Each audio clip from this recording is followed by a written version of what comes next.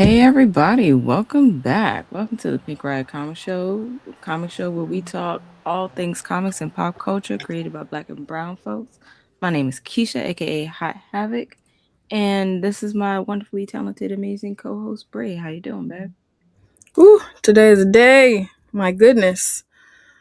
We out here like really trying to push through. It took everything in me not to black hand side some folks today, but it's all right. We're pushing through. Get to kick it with y'all. I actually like y'all. So this is the highlight of the day. Let's say it. Let's say it like that. You ever just So, felt the urge to just like your reflex just like and you had to hold it back for the sake of, being a responsible adult. That was me today. well, happy that you kept it together and, being better and taking care of those things. Yeah. Mm, Um, yeah, today was chill for me. No, I'm lying. Today was a lot, but very good things are happening with my family, so I'm not gonna complain. It's all for the best. Very, very excited for the future and what's gonna happen here. Um, Love but that for you, yeah, babes. yeah. I guess. Oh snap! We are starting with a large group today. Oh my goodness, how What's is up, y'all? everyone Hey, doing? LT. LT said, "What's crack-a-lacking everybody? West Coast in the house tonight." Yay, yay. Period, LT. Hey, Chel Simone. Hey, chill. Oh my I don't goodness. know how you've never heard Black Hand Side, but that is just, you know, you got your beige hand side, the soft side. If you slap somebody with the black hand side, you mean business. You want somebody to catch some knuckle. You know what I mean? It's a little more aggressive. Yo, shout out to Chell. Oh, speaking of Chell, I wanted to say this. Chell's Kickstarter is in its final hours for Love in Dark Places. I think we're like, what, down to like 36 hours? I think it ends at like 2 something in the morning on Saturday. And I need everybody, if you haven't already, to go ahead and support the Love in Dark Places Kickstarter. All right. The Period. comic is dope. It's Drop the on link, her yo. website. I'm gonna put it in the description and in the chats right now. But yo, I gotta check that out and let's support Black women in comics because we know there's not a whole lot of us. All right, so let's do that and like wish Chell the very best at the final parts of her Kickstarter. Absolutely, because it looks really dope, y'all. Don't sleep. It does. Not sleep. What's up, Mm, Bama? Let And me hey, pull up this link. can never tell if these are bots, but what up? Absolutely, Bama. A beast slap. Like you gotta lean in with it. LT said, "What did y'all do to our peace loving variant vixen out here?" Listen, they tried me today. They really did. What's crazy is I don't know what it is about me being peace loving that makes people want to try me on the regular. Y'all just don't typically hear that side because I try to come up in here all sunshine and rainbows to be like that. And of course, Joe, we got you all the support. Bama said, "Is that a pimp slap?" One might call, I feel like it's only a pimp slap if there's baby powder involved. I don't make the rules. That's just how it is. David. David Crowson is here. What's up, man?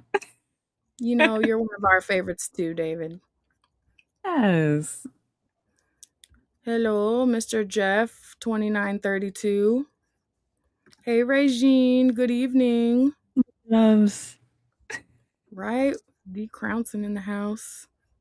Okay, and For Chell those that clarified for it to be pimp slaps, you got to have rings on. See, I don't know these things because, I keeps a 9 to 5. I don't know the particulars of pimpdom, but I'm glad that Chell could set us straight. Absolutely. What up one time for Regine? Love her down. Y'all, I just need y'all to understand that whatever goddess vibes y'all pick up from Regine online, they are actual factual, like in real life. This is the same vibes we get in person, just to the nth degree. Like, y'all go check out her IG and see the post from her fit for what she wore to the Eisners. It's giving regal, it's giving Queen Mother, it's giving all of the vibes. And she be dancing too. She be having her little bop out at the parties and things like that. So she's a vibe in real life, guys. Yes, LT pimped him. I said what I said. Yes, all of the hearts. We love you down, Regine. Yeah. So we got an excellent show for you guys today, bringing all the vibes and the energy. And we're just going to kick it off with our question of the week, which is, what's your dream comic and cartoon crossover? So I thought about this because I've seen a lot of these, like, I think the most recent crossover that I was like, oh, this is cute. It was a Archie and Minor Threats crossover. And I was like, oof, I'm here for this. Give me all of this, because your girl loved me some Archie when I was little. Even though, looking back, it's like, how problematic it was Archie. Everybody was with and for everybody, and there was lots of pitting against each other or whatever, but it was mostly in good fun. So we didn't pick up on that. Well, I didn't pick up on that as a kid, but I was like, I wonder what would be some other fun, like, cartoon slash comic book crossovers. I feel like a lot Mm, of them are work that we're currently experiencing. I don't know that we would call them a crossover, because they're kind of doing both. Like, prime example of this is like Vox Machina. They are already a crossover in and of themselves, how they came about. So I don't know that that really yeah. counts. I'm trying to think of, like, other cartoons that are currently happening. Like, obviously X-Men is a big cartoon happening right now, so that's fair game. But I just dropped some of Oh, um, we have a my few in the favorite, chat. like, cartoon characters on there. So I'm curious to see what you guys' crossovers would be. See, Okay. David put Batman versus Shaft, and I think it's because he's been talking about doing some kind of like crossover with that for a while now. I'm excited to see that. To see Period. Batman like do something with Shaft, if Shaft would like beat his ass or something. I would love to Absolutely. You see know that. who kind of does those vibes? And we ran into him at San Diego Comic-Con, and we absolutely have to get him on the show. Our boy who does Space Negro definitely gives Jared like Sim. Yeah. Shaft slash like Dolomite vibes and some of his artwork, but I would love to see it as like a full story played out. So that's an excellent pick, David.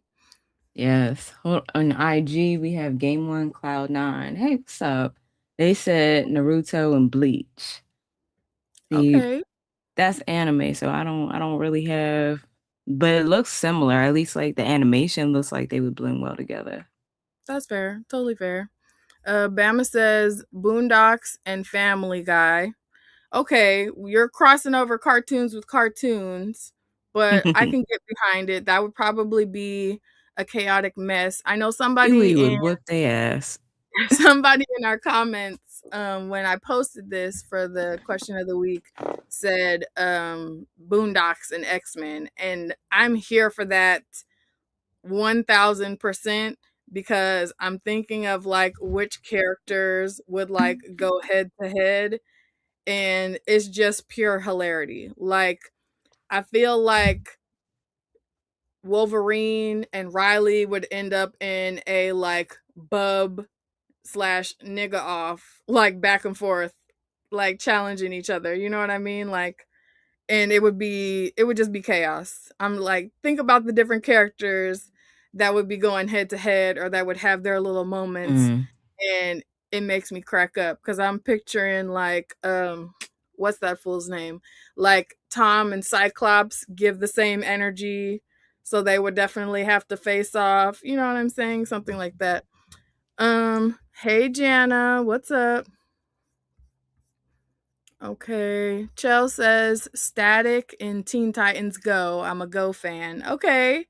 I can see that 100%, especially since why am I blanking on the name of it? But one of the more recent team ups, we already have Starfire and Static together on a team. So I could totally see, like, if we did full cartoon comic crossover mode, that would be dope. Let's see. Ugh, David said Boondocks and Dragon Ball Z.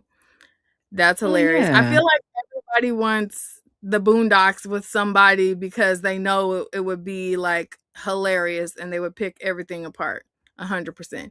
And yes, David, I set a nigga off. Like the back and forth would be hilarious for that. And Bama also said SpongeBob and Teen Titans Go. That might be hilarious, ridiculous fun, like especially looking at the like younger version of Teen Titans with SpongeBob. That would be like a chaotic good situation. Hey Brayburn. Yo, y'all gotta pick. Hey, Rayburn. Quid Pro Quo says Boondocks and Batman. Yo, come on. There's other cartoons out there. We all know Boondocks is like top tier. But come Yeah. on, like, Agent Number 5 from Kids Next Door. Like, come on. We've watched all the cartoons. Y'all got any Yeah, any switch other it up. ones besides? I put some folks in the graphic who I thought would be interesting, like because they kind of match vibes. Like really Penny Proud with anybody is gonna give the same vibes as like Boondocks with anybody. Um Susie Carmichael, rocking with Storm or with Moon Girl might be hilarious. Um the Powerpuff Girls with literally anybody because people be sleeping on how powerful the Powerpuff Girls are, but they would really be like giving some of these more serious characters a run for their money just off of their power, the strength of their power set. So I think that would be hilarious. Let's see. Okay, Chell said Batman and Hey Arnold. The cast of Hey Arnold would mesh well with Yeah. a lot of superheroes. That's hilarious. Especially if it's like not just his core friend group, like all the homies that pull up on the stoop, his grandparents, all of them. Ooh, Regime for the win. Jim and Dazzler. Mm, Yes. yeah. Yes, 1,000%. That would go hard. Absolutely. Visually, that's giving us all the sparkly, girly pop vibes that I'm here to see. This is why I absolutely love in the most recent Jeff the Land Shark, we get like a Dazzler version of Storm. And I'm here for literally getting the Dazzler version of everyone. Just make everyone sparkly, disco, girly pop vibes. I'm here for it. Okay, David wants to cross Recess and Hey Arnold. I feel like Oh, if of that didn't course. actually happen, it should have. Chell It didn't. says Gargoyles in Vox Machina. Yes. Now, this is what I'm talking about. This makes sense and would be chaotic for a number of reasons. Okay, Bama says Powerpuff Girls and Superman. Nice. And Quid Pro Quo says I would rock with Gem and Dazzler because Ali would do something about the Misfits. And they also say Phineas and Ferb and the Fantastic Four Kids and Power Pack. Okay, now you're cooking up some Misfits. I can definitely get behind that. That's hilarious. I'm trying to think of like some more serious ones, um like the people from Something Is Killing the Children and Family Guy would be chaotic, but also awesome. Mm. Like some mixes that don't make any sense. Chell says Invader Zim with Brainiac. Okay, I can get behind that. Nice. I like those. Period. All right, y'all. Now we're cooking with a little fire here. I'm here for it. I guess we should have done another reason why I was thinking about these crossovers is because I finally got my copy of Living Heroes Nice. from Signed Stephanie and Williams. everything. She did like a pop-up sale situation on her website. And so I copped it and got it signed. And that's the like peak crossover, living single and like all of your favorite black superheroes. That's a run that I would love Mm-hmm. to see like continued in some capacity. Like give us all of that energy, all of those vibes. I don't know if they're still available on her site. She restocks it pretty regularly. So if y'all don't already own Living Heroes, definitely go to Steph's website and check it out, because every once in a while Yes. she'll put them up where you can get your copy signed. Okay, Quid Pro Quo says Thundercats and Wonder Family. Yes, child. Ooh, see, It's I don't know Wonder Family. Yeah, I was trying to put a reference with that, but I'm not 100% sure. Trying to think of like some other ones that might be funny, like who would you partner like Arthur and DW with? Like if you threw Arthur and DW into a comic world, which one would you throw them in? Like Mm. how messed up would it be if you threw Arthur and DW into Beneath the Trees Where No One Sees? Like that would be so messed up. Horrifying and hilarious. I'm sorry. That would make me Literally, cackle. yes. Because the way DW would be with the shit. Literally, she would be side And eyeing everybody like, one of y'all is a murderer, and we're getting to the bottom of it. Period. Uh-oh. Okay, I think we just lost Keisha, so there she goes. sorry, I don't know what happened. It's all good. But yeah, DW would definitely be side eyeing the hell out of everybody and would not rest until they figured out who the murderer was, because you're not going to be playing in my girl's face. Or she probably know and just keep it to herself. I feel like she's petty enough to do some shit like that. Absolutely. If she found out like who was potentially next, she might wait before she disclosed who the murderer Especially was. if it's someone she don't like. She's like, handle Literally. that. Or, our girl DW is a girl's girl, so she might just be like, I'm gonna let it rock. Ooh, all Period. right, we got a few more. Okay, Quid Pro Quo was saying that Wonder Family is Wonder Woman and her cast. Okay. Okay. Yes. Throw the Amazons with anybody, and that's gonna be a good one. Okay. David says Akira and Batman Beyond. Okay, now you're mixing it up. This is what I was looking for. Some like crazy mashups that don't make sense, but make perfect sense because they don't make sense. Okay, Chelsea Simone says Goosebumps in Gotham with an imposter Batman. Ooh, Write it up. I like Write it up, this. Cho. I'm here for the let her cook. Come on. Exactly. On the desk by Monday. Literally, like, this is your assignment. You not have homework.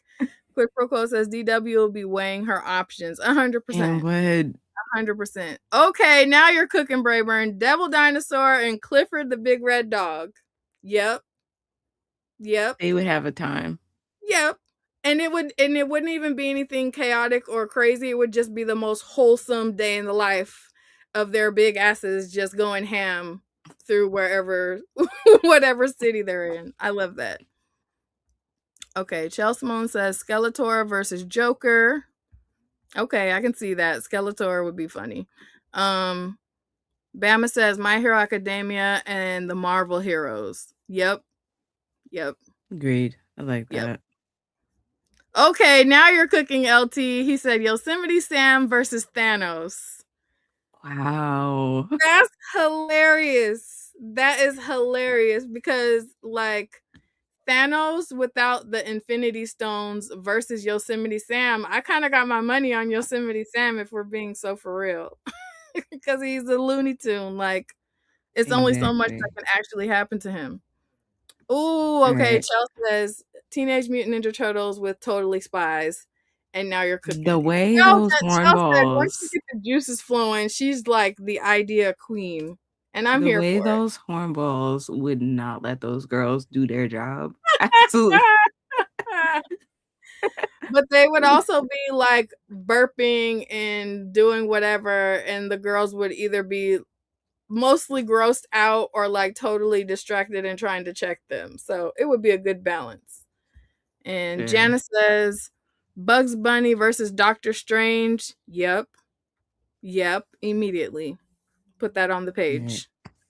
But we, all right, so just not to like cut everything off, but like we have a couple things we gotta do today, right? We're doing our polls, and then we have an interview with Rae Media later on today at 9 o'clock. So y'all stay tuned for that.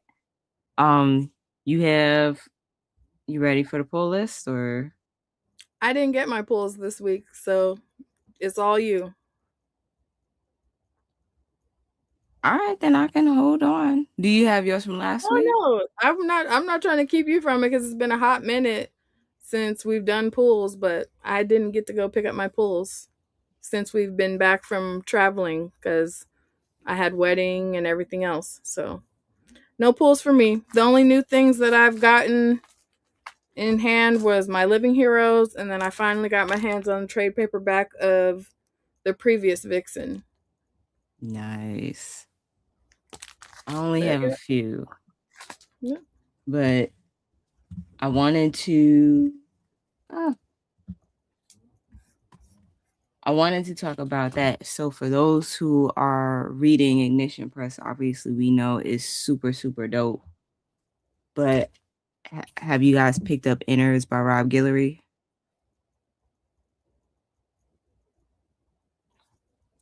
Cool. All right, hold on. Something happened. Let me take care of some stuff. Hold on. I have been very much checking out the Ignition Press titles that have been dropping and leaning more towards the ones by creators of color in terms of floppies. And the other ones, I'm more like, I'll check those out when it's time for the trade. So the only like other Ignition Press title that I'm still getting pulls for is Just Brutal. And that one's not, excuse me, that's not by a creator of color, but it features characters of color. All right, let's see. Okay, y'all still going with these. Y'all are still going with these crossovers. Okay, Chell says she needs a team. LT says, I just want to hear Yosemite Sam rant and rave before getting squashed by Thanos. Okay, yep, I'm here for that. I'm here for that. Or plot twist, Yosemite Sam pulls out the pistol and that's the end of Thanos, you know, because he keeps them things on him. Elmer Fudd versus Captain Bucky O'Hare. Okay, David. Chell says, I feel like they would be chill and Alex would be cool with the boys. Agree. Okay, now y'all off the rails, but I love it. Beavis and Butthead and Teen Titans would be chaos. Absolute chaos. Okay, on the inverse of that, literally Daria with any superheroes, because she would be like, are we really doing this? Do we have to go save the world type stuff? That would be hilarious. Yes, Jana agrees. Adding Beavis and Butthead in the mix. Agree, that would be hilarious. Okay, we locked in Earl Grey. Daria and Giant Days would be fun. Oh, okay. I'm here for it. Yeah, y'all. There are so many like really good random ones.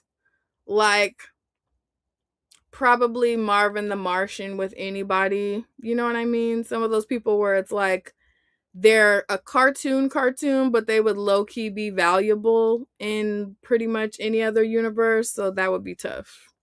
I'm here for it. Ooh wee. I hope everything is all right. But okay, while we're waiting for Keisha to come back, I'm gonna tell y'all about how ridiculous is it that if you're trying to like pick up the OG Vixen, because I was like, our girl Stephanie Williams is doing the new one, and the old one was already out of print. So I was like, in my brain, I'm like, oh, it's going to be even harder to get my hands on the older one because people are going to want to compare and whatever. That may not make a lot of sense to y'all, but in my head, it was urgent. So I'm like trying to find a copy of the trade paperback of Vixen Return of the Lion, and it's out of print. So like there's not a trade paperback like copy that's less than like $45. And then some people for like a newer, like new unused version of it are charging like 80 to $100 for it. So I'm just like, y'all let me know in the comments, like, are you looking for a copy now? Did you already have one? Have you seen the like spike in price? What is like typical comic book buying behavior when you're looking at like getting more of a previous character before the new iteration comes out? And I know some of these characters is kind of like, whatever. Like there's a million versions of Batman, so the likelihood that you'll have every Batman is not super high. But given that there's only been so many iterations of Vixen, it was like, oh, okay, kind of gotta do it. So I got this, and then I got a couple Justice League issues that feature her, and I feel like that's about as far as it's gonna go. I seen some people were selling like the floppies of this run for a reasonable price, so that might be something that I lean into. But what's everybody else's take? I can't wait to see what Stephanie does with this new version of Vixen. And every time I see a new interview where it's talking about like how she plans to build out the world and all of that, it's just making me more and more and more and more and more and more excited. Cannot wait to jump into that. Chill says, y'all, if I hit my goal tonight, I'll be really thinking about doing a pizza party illustration with Teenage Mutant Ninja Turtles with Totally Spies. Okay, so we kind of just, if y'all haven't already, you can find the link for the Kickstarter in the chat, run it up so that way our good sis can reach the goal and we can see the collab that we never knew, or the crossover rather, that we never knew we needed. Yes, I agree. I love that she's sharing everyone's fan art too. Her socials is like a masterclass in building community and marketing yourself, because she literally supports any and everyone who's like down for the cause and doing the thing and expressing themselves and doing the work to put out what they're trying to do. And if you're like remotely trying to big up the community or build the community, she's like always around supporting those things. And I always find like new artists and creators who she's like resharing their work, because she's very much of the mind of like, we can all eat, so I'm going to support everybody who I believe in type stuff. So it's like, yeah, if you don't already follow her, if for nothing else, just know if you follow her, you're going to get some inspo and you're going to run into some new creators for sure. Quid Pro Quo says, I was already stoked for Stephanie's new Vixen, but then she said Vixen's home base is going to be in Detroit. Like, the way that she's given us like little hints here and there about what the world building is going to look like and what she's trying to keep the same but also change about Vixen's lore is just, she's, like I said, it's a masterclass. She's given us just enough to be like, ooh, I can't wait to see what she does. 100% makes it that much better. And her threads is hilarious. Also, like, if you get the chance, just, run up some positive comments over her way, because the neckbeards are really out here wilding because they can't stand to see a Black woman doing well. So any comments that you can throw to like counteract all of the negativity that people are spewing just because they're haters would be Very great and very much appreciated. Period. Blurds for literacy. Oh, have y'all seen what's his name? Tony. He's doing a Nerds for Literacy campaign, and he's trying to get Megan the Stallion to be a part of it, and he had me cracking up earlier today. Yes, Tony Weaver, that's right, Chell. Because he made a post where he was like remixing one of her songs, but making it about like raising money for books. And he like left her a voice note. So everybody's like tagging Meg the Stallion in his comments, trying to get her to support it. And I feel like he's kind of cooking with it, and she's kind of like the perfect person to like lean in with her celebrity, because she's been openly clear that she's been a nerd her whole life. So y'all go check that out too. He did a Kalang one today. I don't know what that is, babes. Maybe I misread that, but yeah, Tony is working. We got to meet Tony at San Diego Comic-Con. He was on one of the Women in Comics panels, and Kaylani. I was like, what? I was like, who is Kaylani? Am I old? Am I missing things? No, love Kaylani. Okay, period. Kaylani's from the Bay. Kaylani is for the kids. So that's another excellent choice. Love me some Kaylani. Here for that. But yeah, no, Tony is a vibe, and it was nice meeting him in person at San Diego. So listen, autocorrect be eating me up all the time. All the time. It's like, now I love a goose just like the next person, but you know I wasn't trying to say duck. So maybe don't. But yes. Woo. Okay. So y'all, we have special guests coming in a little bit from Rae Media. So I'm hoping that we're able to like get everything sorted out before they pop in. And I'm hoping that everything is okay with our good sis Keisha. And Threads got a time limit on corrections, and Keisha is more active on Threads than I ever will be, because I don't know, the way that my spirit is set up, I'm just like, how many apps are we gonna have, guys? But I know I need to get better at it. I definitely do. Excuse me. Let me see. I had one other thing to show y'all. And the way that the stacks of books have migrated around me is kind of insane. But it's all to the good. I want to know. Hi, Ryan. Oh my gosh, we were literally just talking about you when we did our con hauls, about how cute it was that we got our like special stickers from you, and how intentional you were about giving them out to match everybody. Very cute, very mindful, very demure. Mine is literally with all of my favorite stickers so that it doesn't get messed up.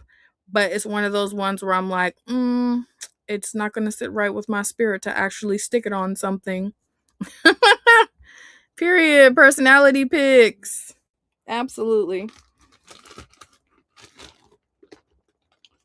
Y'all, it's literally like stacks on stacks on stacks around here. LT said, I definitely won't be getting on Threads either. See, that's the thing. I'm on there. It's just literally like if I post something, it will also get shared there. But very rarely am I on Threads. The only time I go to Threads is when Keisha's like, did you see what's going on Threads? Or if I hear that I need to pull up in support of an author or creator of color because someone is being ridiculous, and I will definitely like pull up like the cousin at the playground when I feel like people are trying to tussle. That's really the only time you see me on Threads, for real. Those, and to like scream about other people's books that are coming out. Okay, Chell says, I skipped the Twitter wave, so Threads is that for me. The way that Threads just really came through and seamlessly replaced Twitter like effortlessly needs to be studied. Because to me, I was like, as soon as they pulled up, I was like, Twitter who? Twitter, huh? X what? Like, what are we talking about? But I also was never like crazy into Twitter either. I don't know. But I completely understand that. What's kind of pissed me off is that like lately the main reason why I've been on Threads is because of to like search for updates, because the cases that I'm following, I'm getting more updates on Threads than I am on the actual news. Like say his name, I'll keep saying it. Um Justice for Nolan Wells and his family. So that's been the main reason why I've been on Threads searching for those type of updates, because what are we talking about? I agree, LT. That is one thing about it. Ryan said you had to have that dog in you to be on Twitter. And that's so real, because I feel like outside of the like fun kiki that Black Twitter was, I was like, I don't give a care about Twitter. It's too much going on and y'all have like way too much energy. These internet gangsters are doing way too much. Way too much. Like it's never that deep. Keisha says this all the time. She's like, I feel like more people need to get their asses whooped. And that's for real, because there used to be a time where, and now I feel like, no, back in my day, but no, actually there used to be a time when people would like be mindful of what they say, because they had that healthy fear that they might catch a stray at any time in real life, because people used to love to be like, oh, it's on site, and it actually meant something. Now people just say that because it sounds cool online and whatever. But nah, it used to be a real thing. And I feel like to keep it a healthy space, more of that, please. Chell said, I think it was the IG integration, because Blue Sky should have been more successful. And see, you might absolutely be right about that, because it seemed like for a hot minute, it was like, are you doing it or not? Are you doing it or not? If you were on IG, it was like not gonna leave you alone until you just went ahead and agreed. And then they had all the cool like ways that the apps were talking to each other. So it was kind of like they kind of gave you no choice. Like if you're not doing it, it's because you're intentionally trying not to.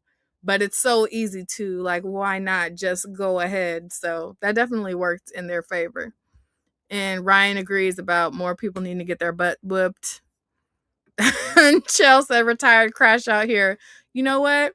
That would be a fire anthology. Since Chell is the one cooking up all of these dope ideas, we need to do an anthology, and I want y'all to drop creators, like artists and writers, in the comments who you think would do great on a short story in our Catch That Fade anthology, or F Around and Find Out anthology, or Diary of a Former Crash Out anthology. And it could just be like the most wholesome historical figures, but then you read their short story and it's like Maya Angelou like scrapping in the yard or something like that. I don't know. Let's not use Maya Angelou because that sounds crazy. But y'all get where I'm going with this. Like for the Diary of a Former Crash Out. You know what I mean? Chell said, let's go. She already got her crash out stories ready. She just needs help. All right. So I need everybody to drop some creators in the comments who you think would cook on a Diary of a Former Crash Out anthology, comic book anthology. That would be fire. Absolutely, Maya had hands. You can't tell me Maya didn't have hands, because respectfully, my good sis had a voice with character. So I feel like when she was younger, she might have had people making jokes, and she didn't get prolific overnight. You have to learn those things. You have to have a journey to get there. So I feel like you might be right about Maya Angelou having hands. Okay, Janice says Samantha Irby. Okay. Who else y'all got on the anthology Diary of a Former Crash Out?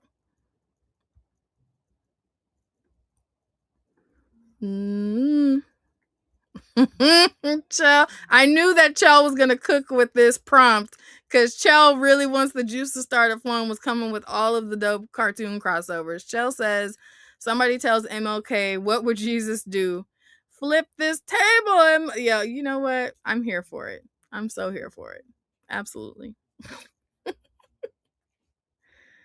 Where y'all at? I feel like we obviously got to put Stephanie on this anthology. Who else? You know, I really want to put Aletha Martinez on this anthology, just because she's amazing at drawing black hair, and if you're fighting and your hair is down, it's doing things. So I want to see this. I want Aletha Martinez. Yes, period. Regine, pull up, okay? Pull up on this anthology, Diary of a Former Crash Out. Y'all don't play with me. We already got some heat in the chat. Ryan, you are not excused. Pull up for the anthology. Period. I love this so much. Use. Okay, not Chell's so serious. Let's get the group chat going. Period. You know what? Y'all just put me in the credits somewhere. It's fine. Diary of a Former Crash Out. And it'd be like, dang, they got everybody on this anthology. And trust and believe that Kickstarter gonna get funded ASAPington, because everybody wants to know who else are they gonna put. All we have to do is like pitch it with the Maya Angelou story first. And then everybody's gonna be like, they are crazy and I love whatever's wrong with them. Immediately, yes, give me 14. What up, Black and Culture? Thank you for coming through and catching the live. Appreciate y'all. We are talking foolishness, but also we might be serious about making a comic anthology with the theme of Diary of a Former Crash Out and featuring like very chill people from history, but like giving them a history of scrapping or crashing out. Jill says, soul of my pen with her story times, period. So sometime ago, I love her down. Oh my gosh, I love her down. That would be hilarious. I'm going to need you to put your brain to it, Bama. Think of some some creators and artists. Exactly. So sometime ago, she is hilarious. I was so sad because Navy, shout out Navy Montel, met her at San Diego Comic-Con. He was like, I was telling her about y'all. I was like, I wanted to meet her. I'd be cracking up laughing at her videos. Come on, girl, you want me to drop my mixtape and do? Pull up, okay? All of the things. All of the things. Jana says, oh my God, definitely misunderstood. Thought you were asking for contemporary writers to write the stories. That too. I said writers, artists, creators, anybody who could pull up and contribute to this Diary of a Former Crash Out anthology would be much appreciated. All right, what we got? Ooh-wee, we got our special guest popping in, guys.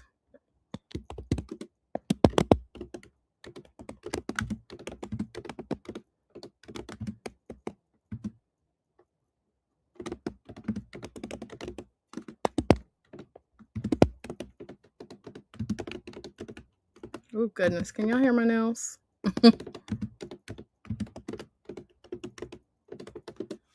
Period. All right.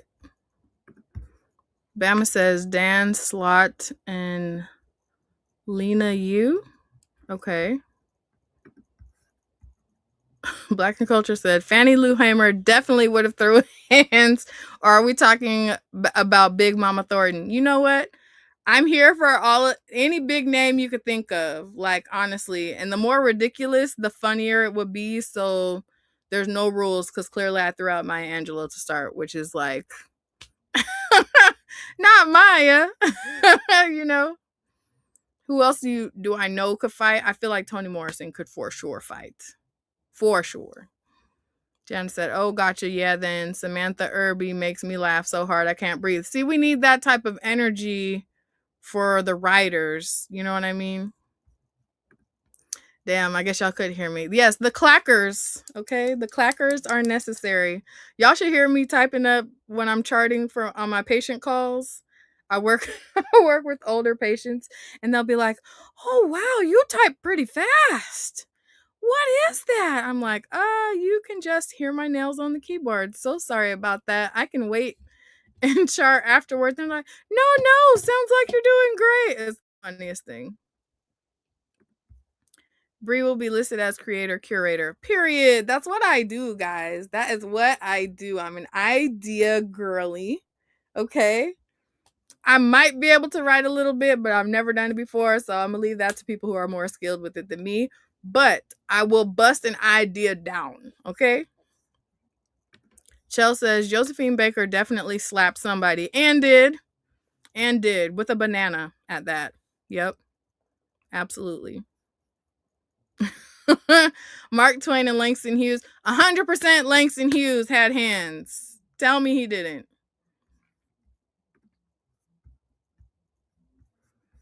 All right. What is happening? Okay, let me just make sure that we are okay, because now I'm concerned.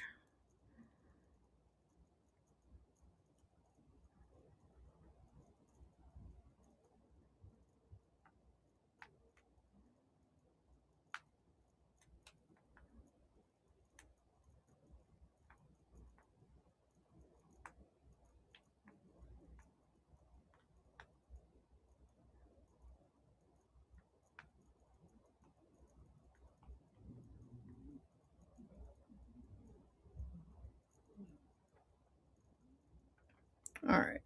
Hopefully everything is all right. No, Mr. Al-Kablan, you have not missed the guest. You are just right on time because they just popped in. 100% Nikki Giovanni got hands. I too feel it in my soul. Yes, we are building an anthology series of historical crash out moments, or it's titled Diary of a Former Crash Out. So I feel like we have to put the disclaimer that some, if not all of these crash out stories are not true and they are based on fictional hilarity. Okay. Yep. Bama said Hemingway and Dr. Seuss. Regine said James Baldwin definitely slapped someone or two or three or four. Okay. 100%. Y'all are too much and I'm here for it. 100% here for it.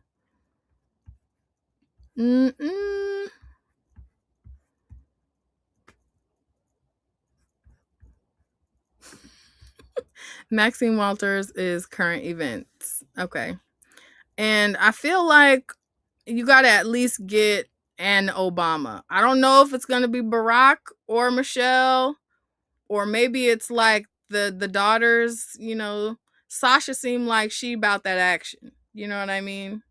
So I feel like if they didn't have constantly like Secret Service, there might be actual stories about this, because Sasha very much gives try me if you want to. And Ryan said it's Michelle. Yeah, Michelle gives like proper first lady, but I ain't no killer, but don't push me. 100%. 100%. Right? I seen that where that interview that Michelle just did with Meg the Stallion, where she said that Meg and Sasha have familiar energy, similar energy. And I'm like, you know what? Hell yeah. Hell yeah. Bama just want everybody to scrap. Tennessee Williams and Oscar Wilde. All right. Exactly. Sasha been partying with Meg the Stallion. So see, my theory is correct. Like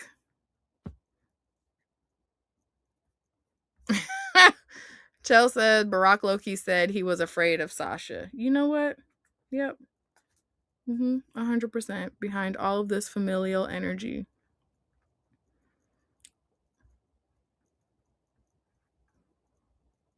Oh my God. Jana says, I want the Urkel, Stefan, Jekyll, Hyde retail. You know what? That's all right. I'm that's hilarious. That's the crossover we need.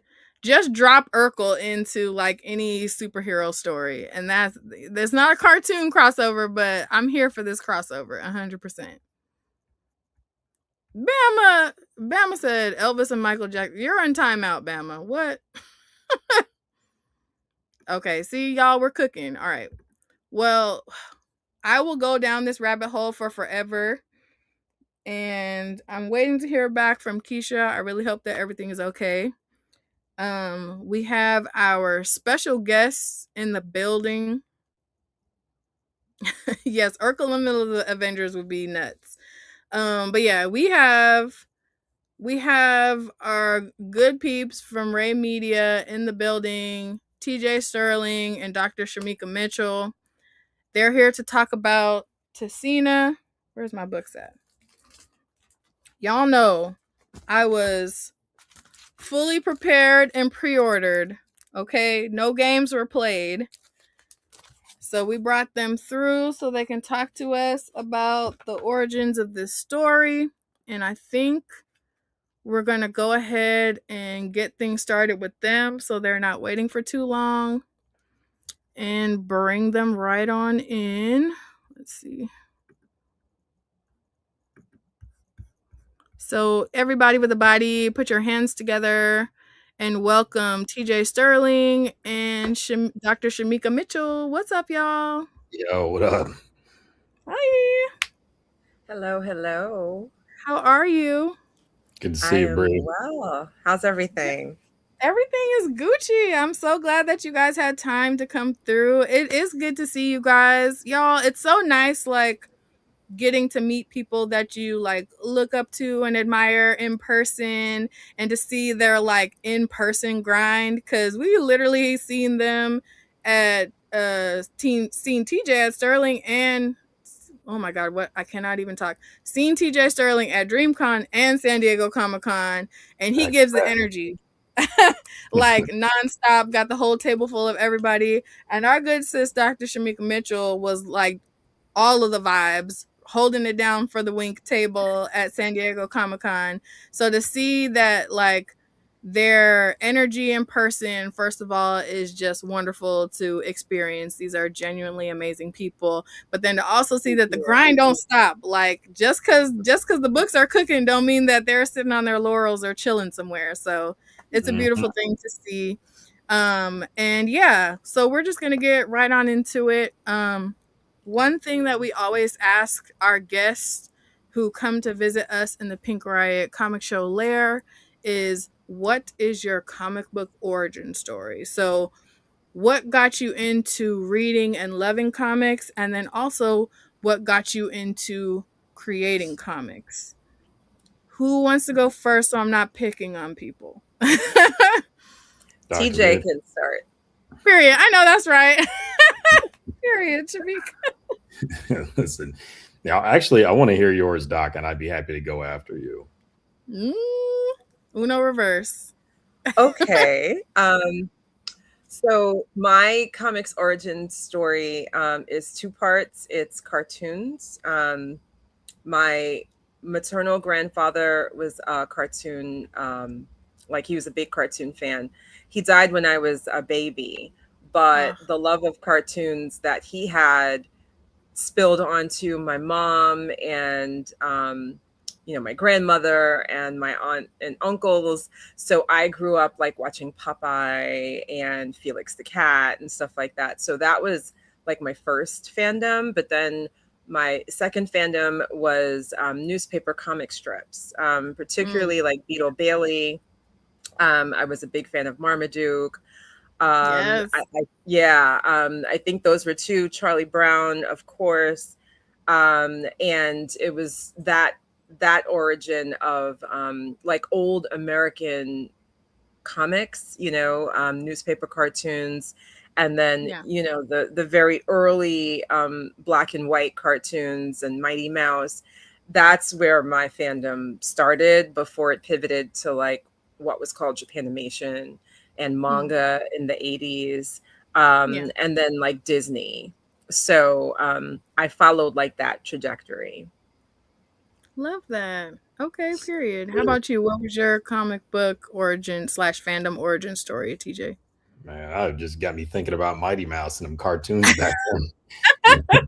I The was OGs. rewatching Danger Mouse on Netflix. Yes. I was like, this is some wild stuff. Like this, like, but very similar to Doc. Well, first of all, I want to get in my feedback because I couldn't make the comment. I think Shirley Chisholm would have hands for people back in her day. Yes. Shout out to Shirley and the New Yorkers. Yes, for and sure. Right now, Tomi Adeyemi she's knocking everybody out right now.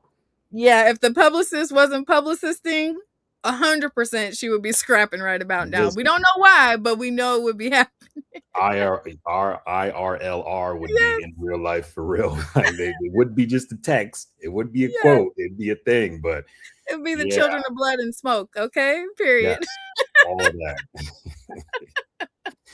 Listen, this well, honestly, we're so happy to be here with you, Bree. Shout out to Keisha. We love you guys. You guys are so dope. We love the channel and honored to finally get some time with you, get some time here to talk about what we're doing, but just comics in general. And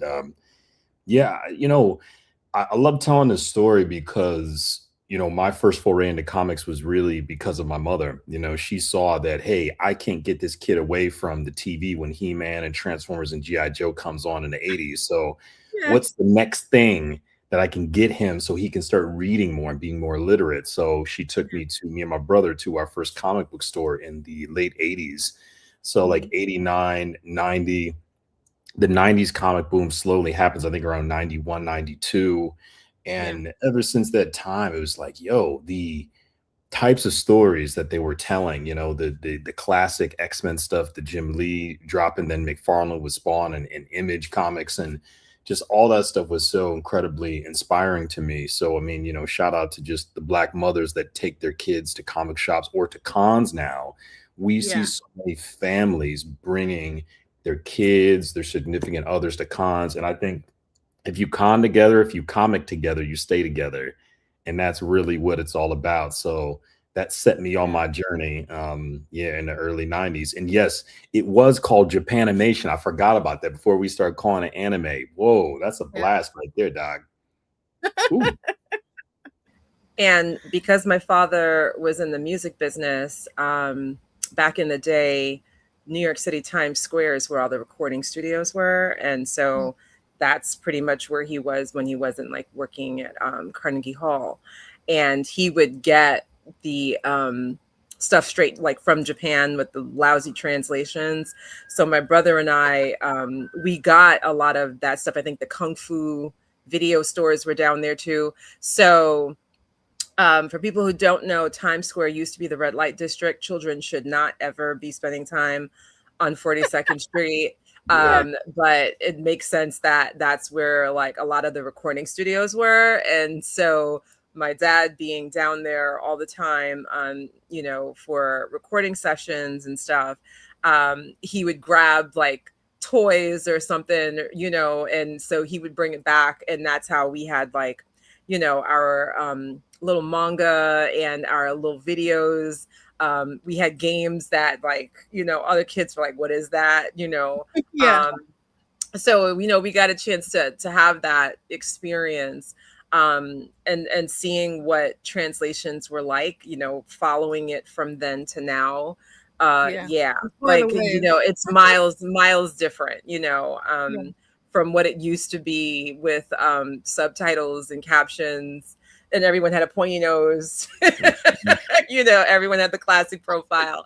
Anime and manga have just grown so much over the decades, and it was just wild to see it, because Astro Boy was before us, but being able to see it from that era of early 80s when they couldn't. So the story is that like they couldn't market to kids, so they had to use comics and animation in order to promote their toys. And so that was really like the how things got to the United States. So they couldn't say buy this toy, but they could create a character in a cartoon series. And so that is what the folks in Japan were doing. And of course, we wanted all the toys. So, you know, yeah, that was, so it was both my mom and my dad. You know, but my mom was really more the American stuff, and my dad was he took us to see Transformers the movie in the movie theater when it dropped in 1984 or something, and he fell asleep during it. But we geeked out, like we geeked out, yeah. Yes, that's peak parent behavior right there. But that's awesome. Yeah. I love that. Okay, so we both have like familial like introductions to like comics and animation and fandom. So I'd love to hear from you, like what was your like origin story? Like how did you get into creating comics? Like what was that transition like for you where you were like, I got to do this thing? Yeah, I could go, Doc. Because comics kind of ignited this fire within that helped me understand that I really loved art. You know, art was the one thing, like, you know, a young ADD black kid in Michigan could calm me down, could keep me centered. You know what I'm saying? Like, because schools, classrooms, very difficult. Anything subject matter related that wasn't exciting or didn't have something artistically related in the mix, very, very difficult for me to pay attention. So art was my gateway to just really being dialed in. So I loved learning different forms of art, you know, whether it's ceramics and painting and you know, just obviously drawing. And then, you know, so I went to basically just regular school, but like at the same time, art classes were my thing. So I was like, how can I get as many art classes as possible? I want to learn as much as I could just because I wanted to be great at what I did. You know, I'm a big like Michael Jordan fan from back in the day. And like that work ethic was always kind of like, oh, I want to work hard like that. I don't know how I'm going to get to where I need to get, but I want to work this hard at art. So I was like, what do I got to do? Take all these classes. So I just would be taking as many classes as I could, graduate high school. I go actually for a 3D animation degree. That was my first thing. I wanted to be an animator. And while I'm taking the classes, I'm learning Lightwave, I'm learning Bryce, I'm learning 3D Studio Max, all these programs. I'm like, this is cool and everything, but like I could still feel comics calling me in the back of my mind, like, you know, we are where you need to be spending your energy. So I'd actually went back to college a second time, first got my associates, and I went back for my bachelor's, eventually to master's. And then it was literally, you know, what do you want to focus on? Illustration, drawing. And then it was my senior year of college that I got my internship at Marvel and the basement, where I was literally sending out freelancer comps. So anytime somebody worked on a book, if your name is on a book, you get a copy no matter where you are in the world. And that helped me kind of understand the mechanics, the business of what comics look like from the ground up. And then they realize you're a design illustration student, you know, all the Adobe Suite programs. Once you come up and start learning production, and that's when they kind of extended my internship. So I was there about a year, and that kind of like solidified it for me. I'm like, yeah, I could really do this thing, but like I want to do it with characters and people that look like me, and that the people that look like, you know, where I grew up at, you know what I'm saying? So it felt like I didn't necessarily want to work for the big two, but I wanted to, like, again, take what I learned and apply it to my own business. That's what's up. Yeah. Okay. So you got exposure and was like, I could do this. I got the skill set. I've done the work. I got the degrees, all of the things. Let me cook. Okay. I'm here for it. Right. Ryan said, TJ dropping lore, period. And LT said, love Joystick Angels, by the way. Yeah, that was literally what introduced me to you in the first place, was Joystick Angels. Definitely had to back that Kickstarter. Fire Brother intro. Haru, what up? You've been rocking with us for a minute, Bree. I was thinking about this the other day. I was like, yeah, she done back in buying stuff, like really supporting us. And then like it was like the first time getting to meet you recently. So I was like, Finally. Yes, it's like that though. It's crazy. Keisha and I were talking about that like at San Diego Comic-Con. It's wild, like because we got a little juice, like a little attention from being, Stephanie Williams let us moderate her spotlight panel. And so a lot of people were like, I talk to everybody like the same, no matter who you are, what you do, whatever. I'm going to give you energy so we can hopefully like have some positive connection. And if I see you on the street years later, you'll be like, yeah, girl, you always be the same. That's just how we move. So like a lot of times I'll be keying and Keisha will be like, that's such and such. And I'll be like, no, I didn't know that's such and such. I have their book. Like that's literally like the energy, and people will be like, kind of doing the same thing, but then they hear like, oh, you're doing this panel, or you're doing this thing, and then they like kind of move differently, or they treat you differently. So it's just like, it's always refreshing and awesome to like come across people who you've already like poured into in some respect.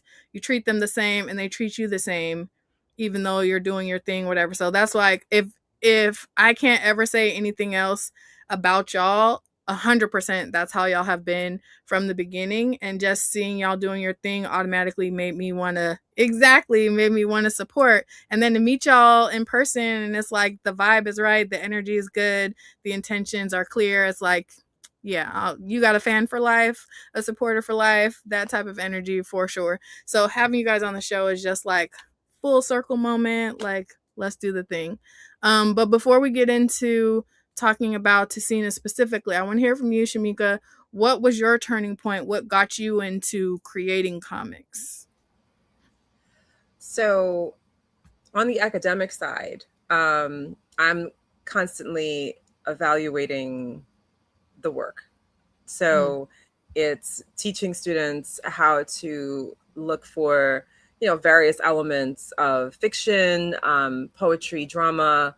I always was a storyteller. I always liked to write poetry. I wrote songs. My father was very amused, considering, he was a songwriter and things. So I still have them, and they're terrible because I was like 8, but they were it was my soundtrack to, third grade.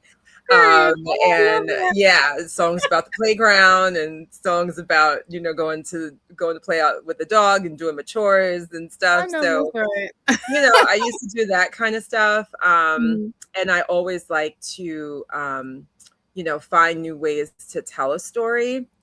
How do you make it interesting? What is it that happened? So when the pandemic hit, there were some creative ideas that I had prior to the pandemic, and it just seemed like a really good time to start exploring them. So the first thing, I got to shout out Regine L. Sawyer, the illustrious Regine L. Sawyer. Yes, that's the big homie for Women in Comics Collective International. I had hooked up with her and the rest of the Wink crew maybe around 2011, 2012. And then, I had become a member, but during the pandemic, I said, hey, like, why don't we start, doing like this quarterly. Oh, there she is. Hey, honey. I see Lock It Down Productions up in the house. So what happened with Regine was we came up with Wink magazine, and I was the editor for that, and she was very supportive of us doing it. It was a literary magazine that came out quarterly, and it was poetry, short comics, and short stories. And then I wound up connecting with TJ to do some editorial work, and I said, this would be a great time because I'm fully remote.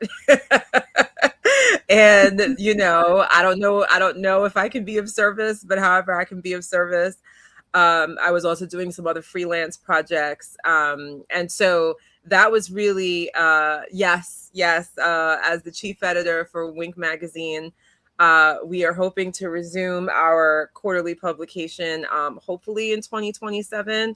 And then with TJ, I kind of stepped in around the time that Okemus was underway. And so I wound up like getting in on the Dark History Project, but was working on Tisena and Joystick. And this was like this was how many years ago we started? Was it 2020? 2021 and and then it was just piecing it together so that when she made her debut, we already had put certain other issues. I think we had to wrap up Okemus, and so it was just it was a really fun experience being on that side of it and then seeing it come to life. TJ picked an incredible creative team, and so seeing not just illustrated but in full print, the quality of the print, the story pieced together so well. It's ready for like Netflix animation. I'm ready for it. I already know who could be voice acting. It has that kind of an epic approach to it, because we grow with her from Okemus through. And so for me, coming in midway, it was a joy just to be able to see the project grow and evolve, and that TJ trusted me along the way. So thank you very much, sir, for all of your support and confidence thus far. Period. Listen, easy. It's easy, Doc. You're super dope. But I was thinking about other people who could throw hands, and I think you and I were introduced through Maya Crown Williams at I think it might have been PhillyCon is where I first met you. I think it was Keystone. Yeah, Keystone, yeah, in Philly, and you had blue hair at the time. And listen, Doc was cool as hell, so I was just like, "Who's this cool ass lady?" And it was funny because Maya had a group of all these men that she'd manage, and she would try to get us as many shows as she could, and her and Doc were pretty cool, and yeah, meet my girl, what I'm saying? I was like, "Oh, what's up?" And so, what do you do? Oh, I'm editor, and like, okay, great. My spell check fails me every time, guys. I swear to God. I'll be rereading my stuff like, how did I miss that? I hit the spell check. I promise I did, and it's still wrong. But besides the spelling and grammar that Doc fixes, it's also, she helps me a lot with story structure. She helps me to understand, again, lots of different perspectives in which I'm writing a story. Comes up with a lot of great ad libs. Again, her musical background really kicks in because comics is like, beats of a song. Like it's like beats of a music track, anything like that. There's always the ebb and flow, the up and down, the crescendo, the descending, all these things happen in comics the way it does in music, and she understands that, so she's able to put in really cool sound effects but also understand where it's a good time to pivot within the story. So it's been so much fun working with Doc, and we've been having a good time on these books. Period. For sure. Okay, I love it. So we locked in from origin to now. We're locked in with this universe. So y'all gotta like give us the pitch for the universe and then tell us how Tisena came about specifically. While y'all are thinking of that, I do just have to say, y'all, when I seen this, I seen the names on it and I seen the covers and I was like, immediately, give me 14 of them. I pre-ordered every single cover. Okay. No Thank games were played. This is my favorite one of issue 1. Okay. It just eats. And I was like, immediately, yes, Black woman protagonist. I don't care what it's about. I'm going to give it a chance. I got to see what they talking about. They've cooked before. I know they can do it again. So tell everybody the origins of the Okemus universe and how Tisena came into play for her own story. Yeah, so when I talk about Okemus, it's my very first series. It's like my first kid, and it really is my love letter to the 90s, but it's also me talking about the stuff that I saw in my neighborhood and, growing up, and, how young Black men are targeted specifically because of their, the fear of their own greatness. So Kale, the main character, Kale Alonso, is a regular kid who's getting ready to start college, but then these 4 warriors, these kind of like Super Sentai Power Ranger-esque warriors come from the future to actually harness his DNA because they believe he's got a superhuman genetic strain that could potentially save their broken timeline. So Tisena and these other 3 guys she's with are actually the villains of the story. They're the antagonists that are trying to make this kid's life a living hell. And from that time, lots of action, drama, suspense start to occur. The main character, actually, his powers do manifest, and he starts to become what they thought and they knew he could become, but even more than what he thought he could become. So what we did was, I was the writer and artist on that series from issues zero all the way to 6.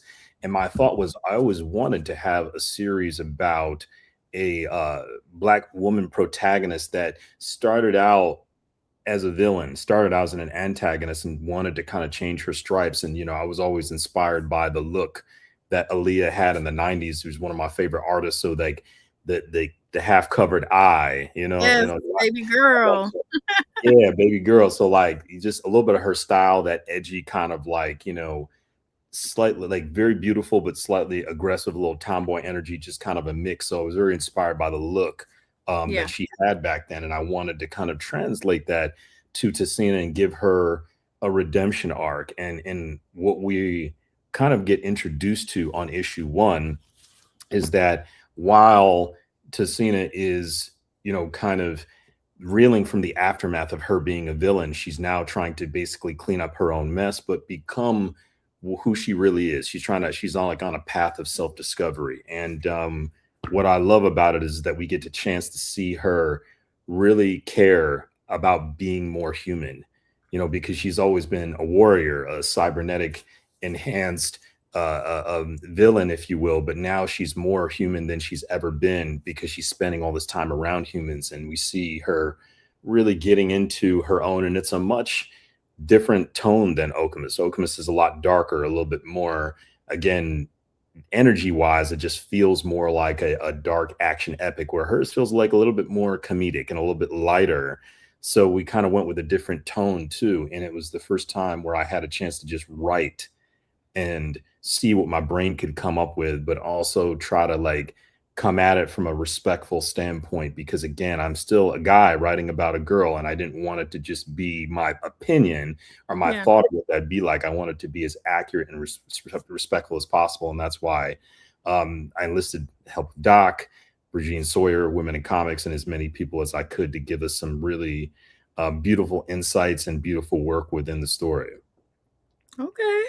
I was very excited initially seeing her as a character, and Keisha, I wish she was here because she did a lot more deep diving. One thing that I love that you do is there's a link in there that like lets you tap into the previous parts of the story that you may have missed. So it's okay, guys, if you're jumping in and this is the first within this world that you're reading, you have access, you have opportunity to like get locked into more of the lore. Yes, 100%. I was like, that's cool. More books should do that. I understand, both sides of it, but that's a very cool way to keep people locked in and to give them more access. But I was going to have to ask this. I'm like, so what happened where we decided that, because to my understanding, Tisena didn't start off Black. So was this like change in arc of like her redemption kind of rooted in the decision to change how she is represented in the book?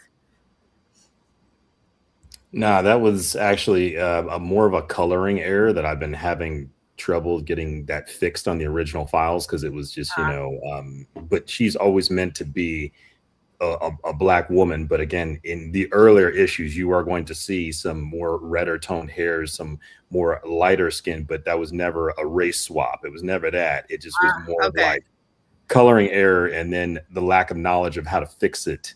So I've actually been meaning to fix it. Doc and I have talked about this before. So yeah, thank you for clarifying for the audience.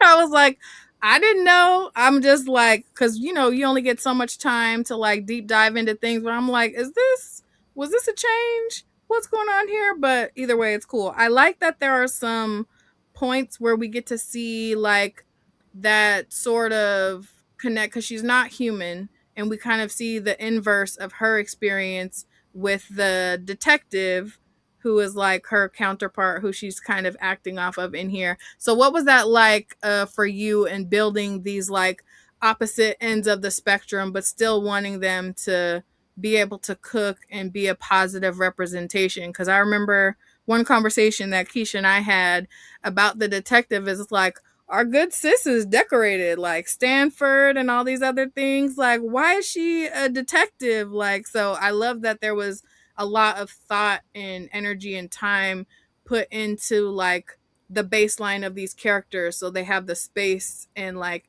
built-in experience to be doing all of these like crazy things. But what was that like for you, writing them being on opposite ends of the spectrum but interacting with each other in the story?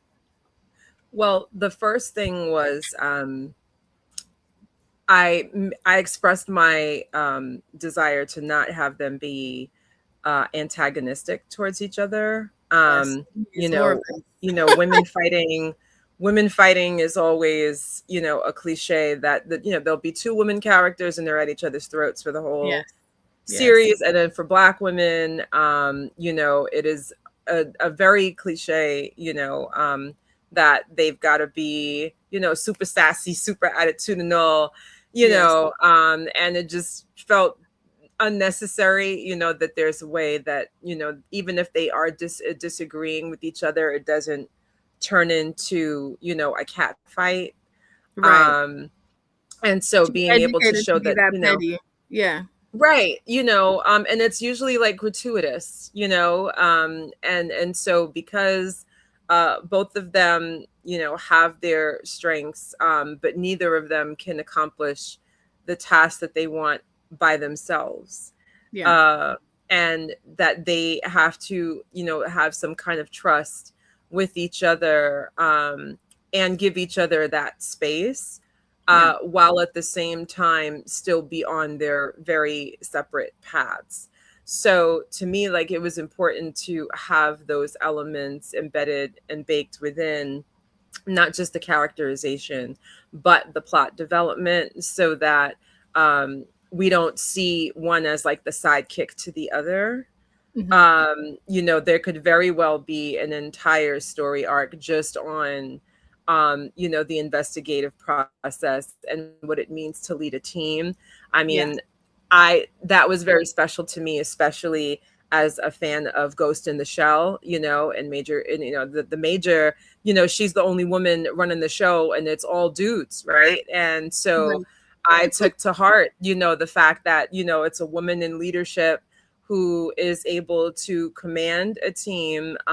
They can trust her. She's not just eye candy, and she's not just there because she's somebody's niece, right? She's not a golden parachute or something. yeah, So to give her the credentials that she more than likely would have, and that she's capable of leading, but also of listening.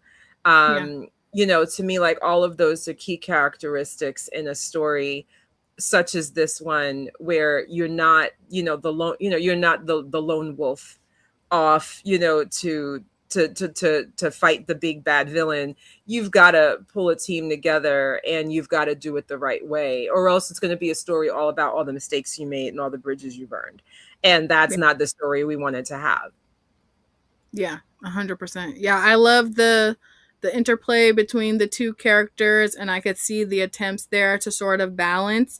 And it was helpful to me because I wanted to see more like personality from Tisena specifically. And so I was like, it's the first issue. We get a lot. I love, she's kicking ass, she's taking names, and then she like takes one of the people she catches up to like a diner, and I was like, this is either really weird or really hilarious. I wasn't really sure how to feel. And then the script flips a little bit, and so I was like, okay, I'm catching on to the like old school like detective humor in some spots, and I'm interested to see how that plays into like her being an alien. So it makes sense for her to not have a lot of the like isms that people like to put on Black women as characters. But I was like, I feel like I need to see more or hear more from her before I'm like locked in with her as a character. I felt like I was more locked in with the detective than I was with her, but the fact that they're locked in together made me be like, okay, let them cook, let them cook. So I'm excited to see what happens. I have been so busy, I haven't been able to pick up issue 2 yet, but that works out well because I didn't want to be like dropping mad spoilers or anything like that. I know that, yes, I'm so jealous because I literally did not buy issue 2 at San Diego because I was like, I already pre-ordered it, but now I'm over here looking crazy because I haven't been able to drop into my local comic shop. But I'd love to hear from you guys, like, what do you see in terms of, like, you mentioned that you want this solo arc for Tisena to be like a redemption arc. So I'm interested to hear, like, what do you foresee for her as a character moving forward in terms of growth as a character and then being that type of representation of a Black woman that we would want to see as like a main character in these types of stories.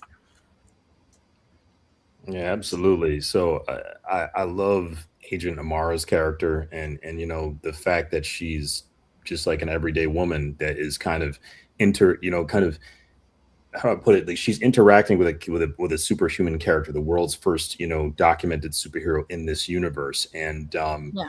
the fact that they can be pretty cool, and Tisena kind of shows up in a space of like, you're my equal, like I respect you and what you're doing, and I want to figure this out with you, because as much power she has, she's also a little powerless to how the world works in the past. So kind of Yeah. an interesting thing to see just some of the dynamics between the two, and we explore more of that as time goes on, their relationship as friends but also like colleagues. And with Tisena, I think the biggest thing for me that I wanted to do with her character is to, actually go into more of a self-discovery. And Doc and I talked a lot about this because a lot of times people ask, like, okay, well, why on one cover you may have her with straight hair, but on another cover you may have with curly hair? Because like a lot of women in our community, they can change their hair from straight or a Brazilian, a long wig, or a straight Yeah. press. I mean, like we can do lots of different things with our hair, but specifically with Tisena, we wanted to kind of have like more of the straighter, Aaliyah-ish look, but eventually transition into her natural hair. So as you see the series go on, she actually transitions to being more natural for the purpose of being more in touch with who she is as a Black woman in the future, not just a warrior that comes from the future, but a regular woman now that lives in the past. So it was kind of, again, a very intentional thing, because you're going to see in various issues that it's going to change.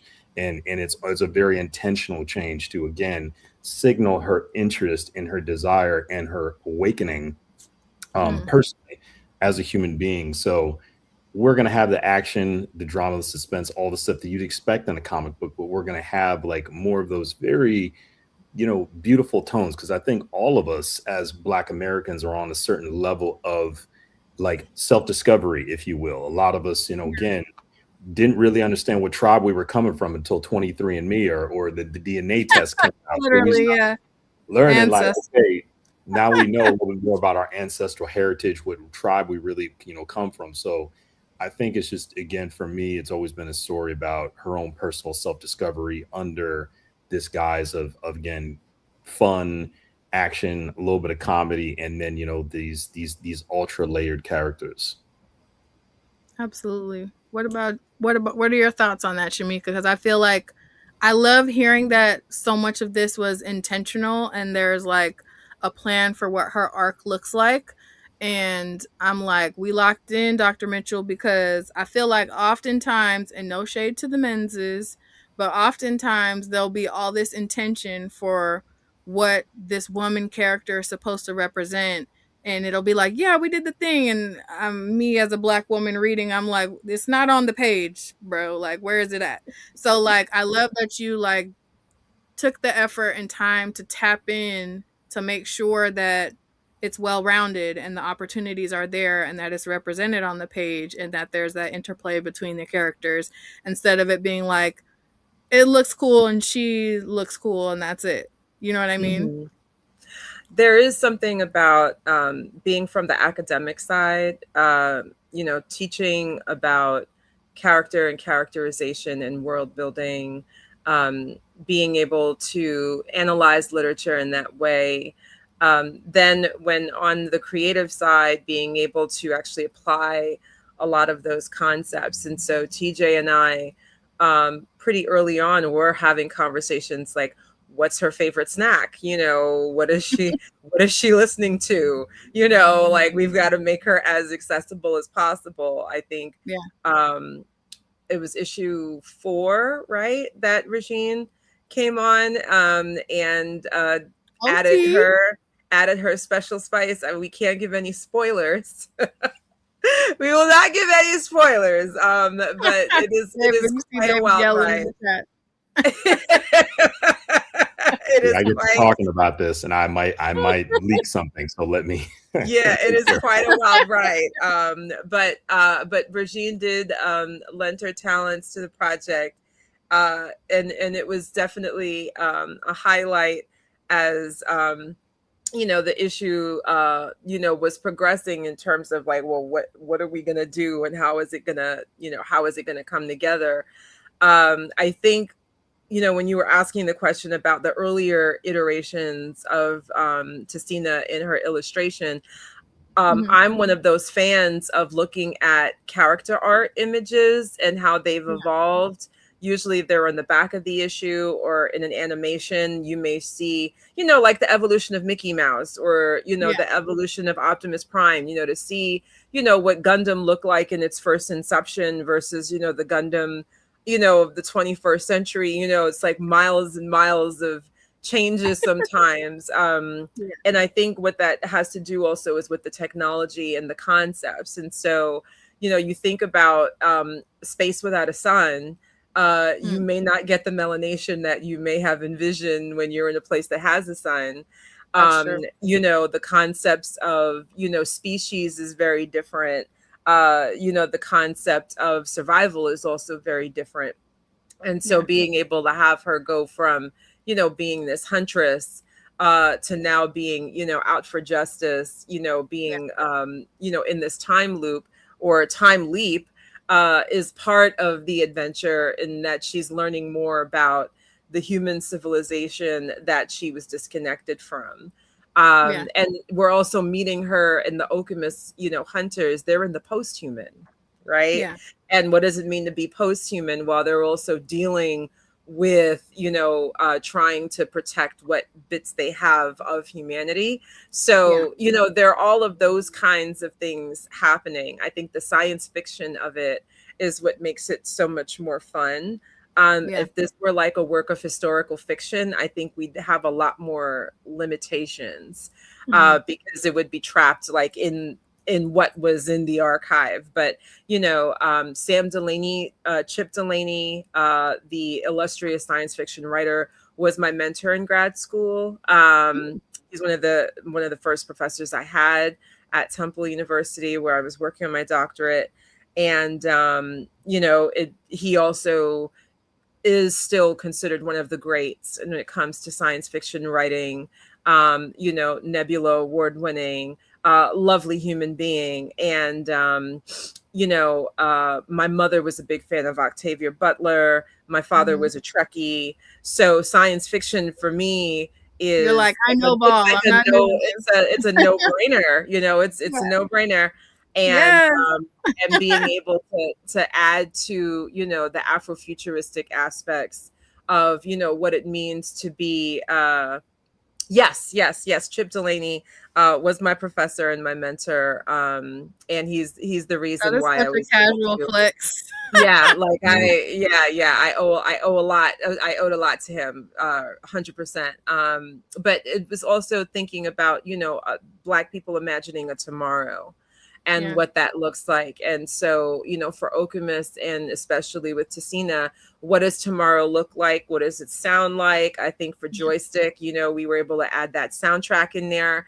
I don't know what Tisena's soundtrack would be, but I have an idea as to what would be on her playlist for sure. Hey, okay, you gotta share this, because I wanted to show everybody like this particular page. It's no spoilers because it's early on in the issue, but when he says that he wanted to give baby girl like Aaliyah, y'all remember the like anime commercial that they did to promote her last album? It's 100% giving that energy. The art style is crazy. Song Bros like really ate with that. That's the only reason why I couldn't complain about you not picking a woman artist is because they really ate. They really ate. Like he's 100% about it giving baby girl like it 1,000% remind me of that anime. So I'm like, I feel like there has to be at least a couple Aaliyah songs on this playlist. But I'm curious, who else would y'all have, or who else do you think Tisena would have on her playlist? Like while she's fighting crime or whatever. Also, that's an interesting take because like if she's not from Earth, it's kind of like, well, when did she touch down? When did she get exposed to music? Because that would inform who she's listening to also. Yeah, she does have a musical moment. We can't spoil, but she does have a musical moment. There are some headphones on, you know, and definitely, I think in terms of this time leap that she has, you know, she's in a time that would be accessible to us. It's not like she's transported into, you know, an Earth of like the 25th century or something, you know. It is still very much so like the kind of technologies that we would have. So she might be listening to Flex drop some bombs on Hot 97. You know, she might be watching a couple of TRL episodes of TRL. You know what I mean? Like she's in that kind of era, you know. Period. But you know, maybe some Meg, maybe some Foxy Brown, you know. Definitely Missy Elliott for sure. Definitely some Missy. Yeah. You know, and I think you know, that's what also adds some of the kinetic energy to the fight scenes. You know, who do you think she's listening to? You know, is it a little DMX? She, you know, I mean, who want what, right? Is she doing some Nori? I think culture for sure. I think it's very much so like there's some cultural aspects there, and very East Coast. You know, but I don't know for sure that we get to see her in a cipher, but you know, there's always the next issue, right? Might have some bars. She might have some bars. Yeah. No, that's crazy. Okay, speaking of next issue, how long do you see this run going? Is it intended to be short, or are you like, let's keep the thing rolling? Like, what are your thoughts about the continuation of her stories so far? Yeah, I always like to shout out the big homie Kari Randolph because, you know, he had dropped some game to me, you know, because me and many other up and coming artists before we had our books out would go to the Drink and Draw in New York City. And that was like kind of our place to like really just sketch and do live models, you know, drink a little bit, have some food, hang out with him and see what like, the vets were doing. You know what I mean? And he's like, yeah, man, I'm working on this dope book. And at the time, I think it was, what was it? Tech Jacket he was working on.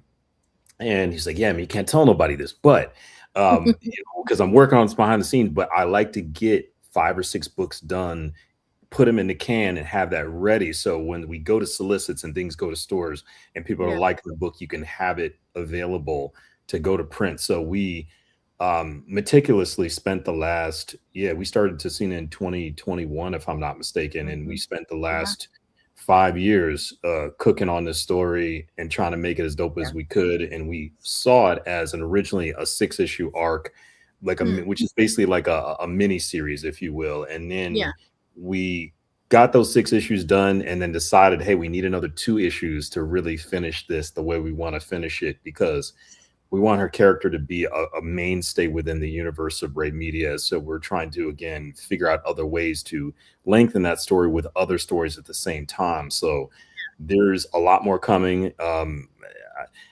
We can't make them fast enough. That is the problem when you do one thing right. Like, hey, can I get number 3? I'm like, bro, what about number 4? Like, this one just came out. What are you talking about? Yeah. What about number 2? It just came out. Like, yeah.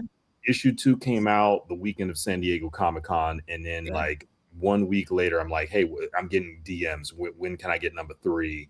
And like, you know, it's actually very difficult to get these things in stores monthly. I was gonna say, people don't understand the nature of the indie beast. Like, it's a lot. Yeah. So I mean, guys like David Crownson, Frederick Littles, they'll be able to tell you, since we're working with the same type of distribution, you know, deal. But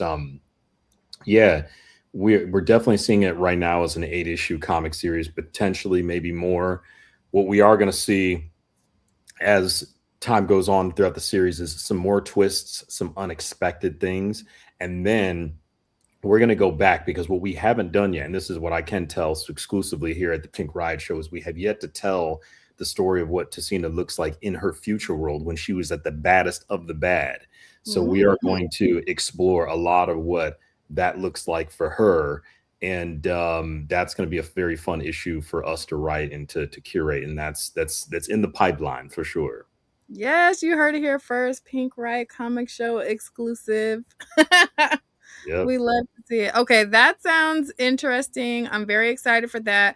I'm glad that y'all weren't like thinking short limited run of like 4 issues, because I feel like if you like cook with this character and get her like own foundation, then that's something people will look to in this universe moving forward, and people will be asking for more of. So I love that y'all are like giving her the space to like be her own character, have her own full arc and entity, so people can like either love her or want to keep rocking with her or whatever. So I really appreciate that, because more often than not, we get a little funky 4 issues and then it's like, oh, that's it. We don't, we gave you a woman. It's very much giving like, here, damn, but no, you guys are giving her the opportunity to be fleshed out. So that's what's up.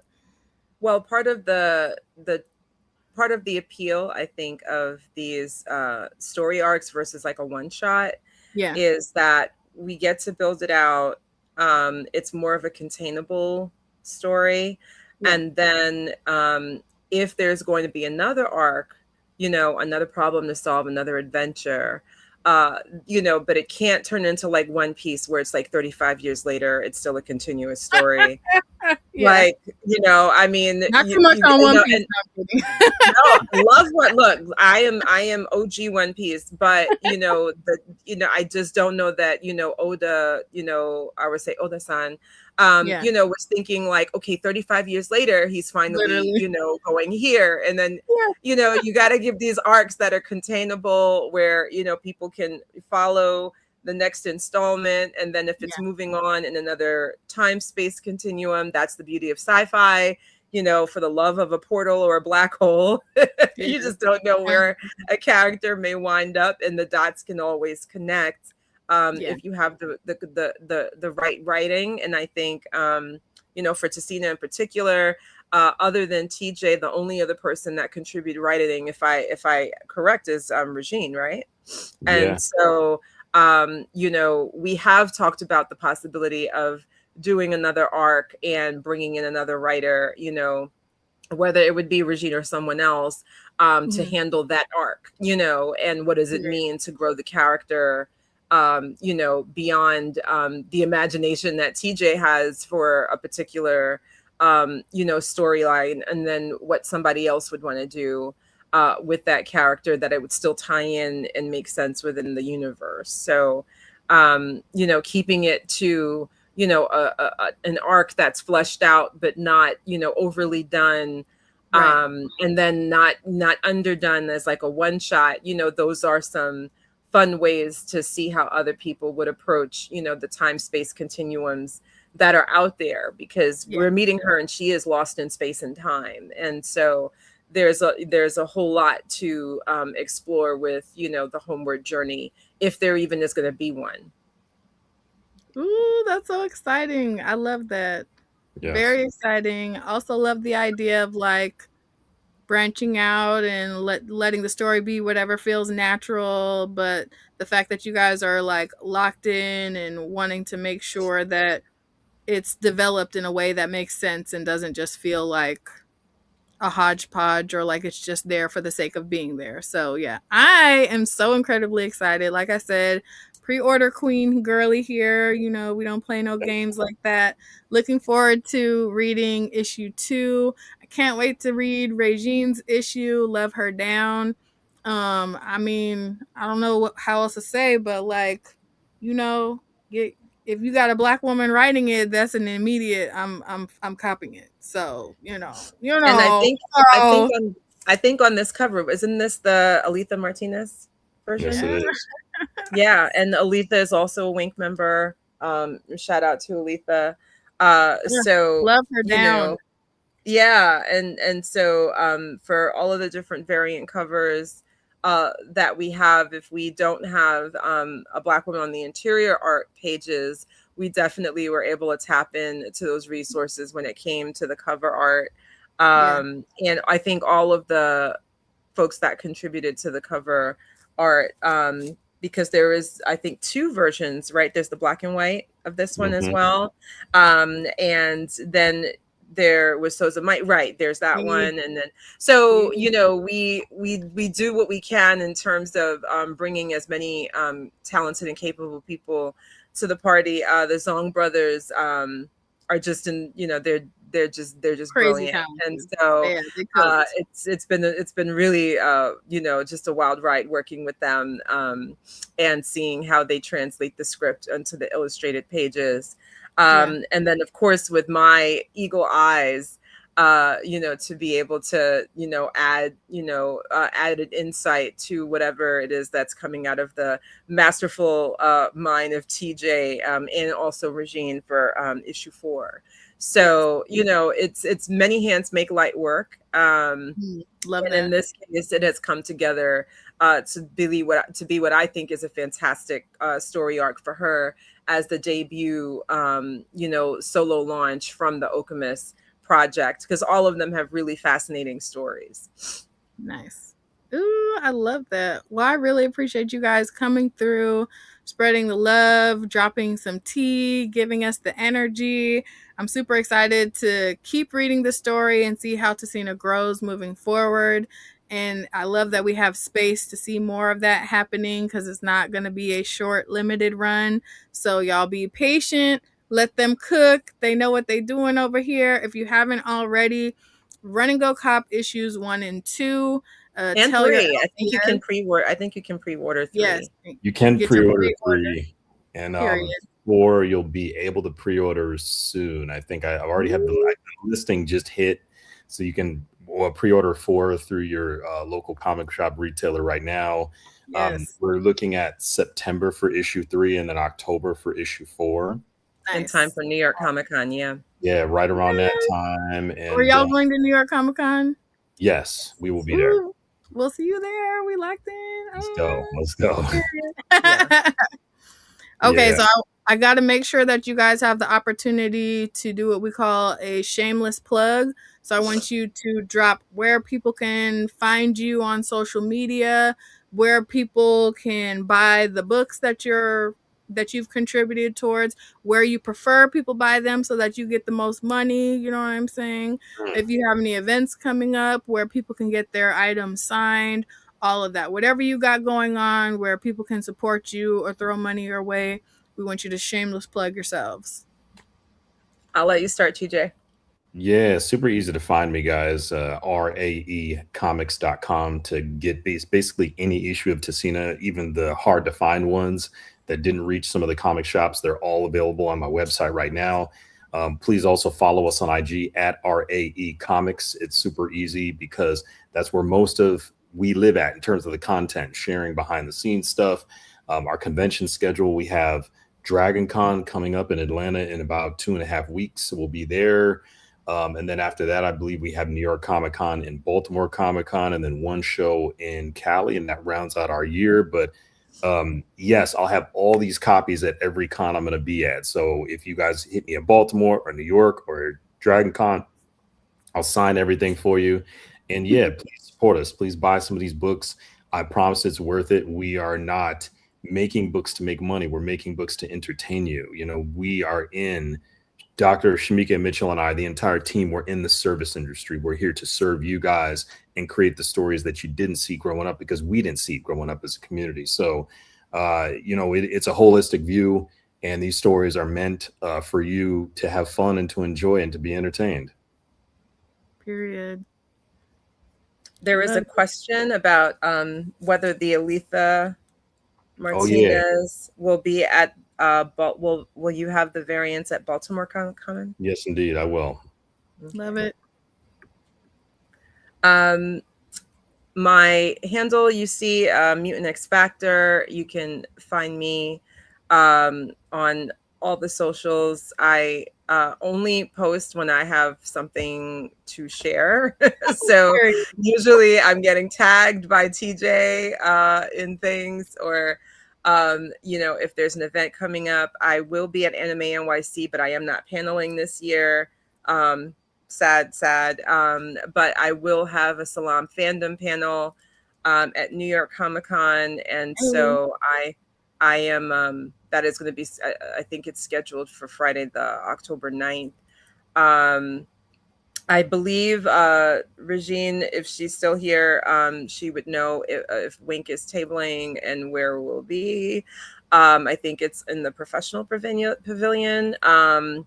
And TJ, you're going to be on the show floor, right, in New York Comic Con? I'll be in Artist Alley, actually. In Artist Alley. Yeah.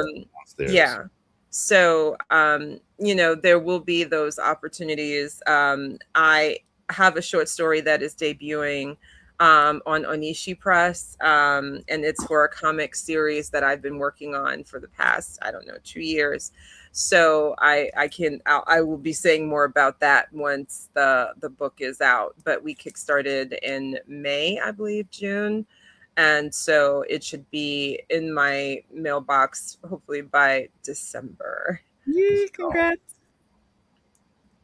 That's awesome. Thank you guys so much for coming through and giving us all of the tea and sharing your positive energy. It has been an absolute delight. I can't wait to see what you guys do next. And I will definitely be pulling up on y'all at New York Comic Con. Please. So and stay tuned for the next iteration of Joystick. Stay tuned. Oh, yeah. Wait. If there's... Shout out the other books. Like, duh. Oh yeah. So guys, there's quite a bit of content we have. When you're on the website, you're going to see Okemus, you're going to see Okemus Dark History, you're going to see obviously the issues of Tisena, but you're going to get Joystick Angels, our all ages space opera where 4 young black space pilots and a panda are trying to save the world, save the universe actually from a group of aliens. If you also have heard of Shattered Visions, it's our take on the cyberpunk genre with a main black protagonist, antagonist, villain. Joystick Angels Volume 2 is currently in the works. We're probably going to have a Kickstarter for that next year at some point, so you guys get a chance to get that. So we running on all cylinders trying to get you these books, trying to get you as much speed as possible. So stay tapped in with us. STFM, stay tuned for more. Yes, love that. Thank you guys so much for having us. Of course. We'll love to have you back so we can talk more about Tisena when it's safer to share spoilers and talk more about what else has been happening. But we appreciate you guys showing us love and coming through and giving us Pink Riot exclusives and all of that. And yeah, it's been a delight having you in the Lair. We'll holler at y'all next time. Yeah, shout out to Keisha. We miss you, Keisha. We'll go around. I'm literally about to go check to make sure that she's okay. But yes, shout out to everybody who came through and hung out with us tonight. If you enjoyed today's episode, make sure you run and go cop the first couple issues of Tisena and get your pre-orders up. Step your pre-order game up, because that's how you tell people that you want to spend your money on this book and that it's okay for them to invest more into this book by pre-ordering the book. We pre-order around here, people. Thank you to everyone who came through and showed some love in the chat to Pink Riot. We love you all down. If you enjoyed this episode, make sure you scroll up, scroll down, check out 2, 3, 4, 5 more. I don't know. If you're going to watch it, great. If not, just let it play in the background, because those streams help us too. Shout out to all of our patrons. Like every video, please add some comments to it. I'm doing all of that. Absolutely. Like, share, follow, comment, subscribe, Pink Riot Comic Show on all US platforms. If watching isn't your bag, you can check us out as a podcast. This episode will be live on Saturday because we're a podcast now, y'all. And leave comments and star ratings and all those types of things, because the more you do that, the more our numbers do, the more these cons happen, the more people like this we can meet and bring to you guys so we can share this love of stories with you. If you like the live action vibes of the show where you get to interact, don't worry, we got you, because we're going to be here at the same damn place at the same damn time, live at 5 every Thursday with no weeks off, because we love you and we love what we do. Y'all have a good one, and we'll see you next week. Bye. Peace. I definitely found more. All right, how many variants are there? 11. Damn. Go ahead. No,